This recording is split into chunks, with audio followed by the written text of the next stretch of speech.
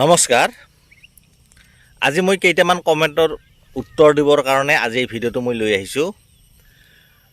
মই এই যে ধানবিলাক পঠিয়াওঁ বা এই ধান খেতি কি ধৰণে কৰা হয় বা কেনেকুৱা ধান হয় এইবিলাক যে ভিডিঅ' মই দি থাকোঁ, তাৰে মোৰ ইউটিউবৰ কমেণ্ট ছেকশ্যনত দুই এজনে কমেণ্ট কৰিছে। তেওঁলোকে যোৱা বছৰ NP 7075 পাণ যমুনা 804 এইবিলাক তেওঁলোকে ৰোপণ কৰিছিল।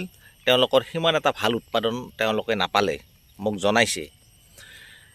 আৰু আনকি মোক ফোন কৰিও জনাইছে, মানে খুব কম সংখ্যকৰ, বেছি সংখ্যকৰেই ধানবিলাক ভাল হৈছে। যেনে যোৰহাটৰ মাধৱ বৰাই যোৱাবাৰ এই উন্নত প্ৰজাতিৰ শালি ধানৰ খেতি কৰি তেখেতে ভাল উৎপাদন পাইছিল, যাৰ বাবে তেখেতে এইবাৰ মোৰ পৰা প্ৰায় 36 কিলো ধান তেখেতে মোৰ পৰা লৈ গৈছে। মই অনলাইন যোগে পঠাই দিছিলোঁ। তে এতিয়া কথা হৈছে কি, এই যে ধান উৎপাদন কম হয় বেছি হয় তাৰ কাৰণটো মই জনা নাছিলোঁ।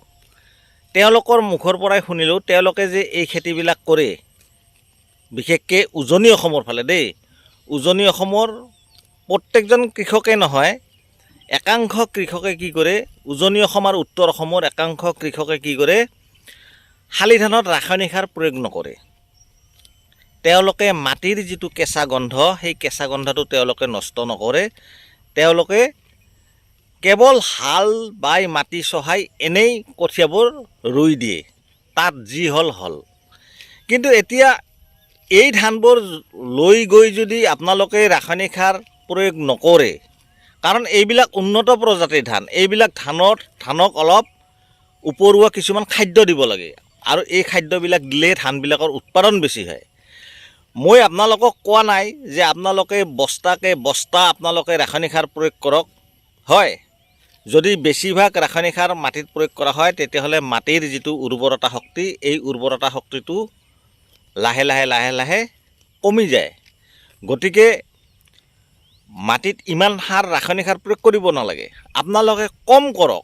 বিঘাত আপোনালোকে DAP 5 কিলো দিয়ক, ছুপাৰ আপোনালোকে 10 কিলো দিয়ক। খুব কম পৰিমাণৰ আপোনালোকে ৰাসায়নিক সাৰ প্ৰয়োগ কৰক। কিন্তু একেবাৰে যদি আপোনালোকে ৰাসায়নিক সাৰ প্ৰয়োগ নকৰে, সেই ধানবিলাকৰ উৎপাদনটো আপোনালোকে এনেও কম পাব। আপোনালোকৰ মাটি সাৰুৱা, মই সেইটোও মানি লৈছোঁ। উত্তৰ অসমৰ বা উজনিৰ মাটিবিলাক সাৰুৱা, মানে ৰাসায়নিক সাৰ নিদিলেও হয়। কিন্তু এই উন্নত প্ৰজাতিৰ ধানবিলাক আপোনালোকে ৰোপণ কৰিলে অলপ চলপ হ'লেও ইয়াক খাদ্য দিব লাগিব। কাৰণ ভাল খাদ্য দিলেহে আপোনালোকে উৎপাদন বেছি পাব।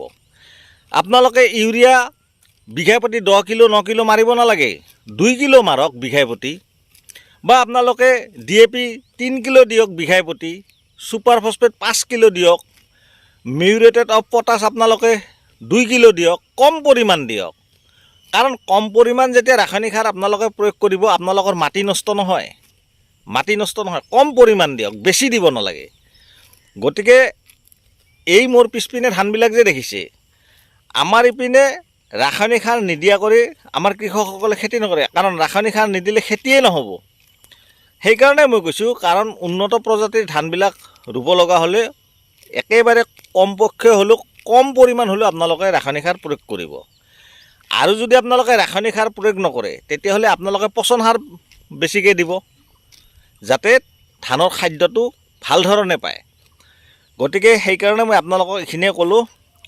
গতিকে ভাল ধৰণে খেতি কৰি ভাল ধৰণে যদি যত্ন ল'ব পাৰে, ভালকৈ যদি পচন সাৰেই হওক ৰাসায়নিক সাৰেই হওক কম বেছি পৰিমাণে দি যদি ধানখিনি ৰুব পাৰে, তেতিয়াহ'লে আপোনালোকে উৎপাদন বেছি পাব।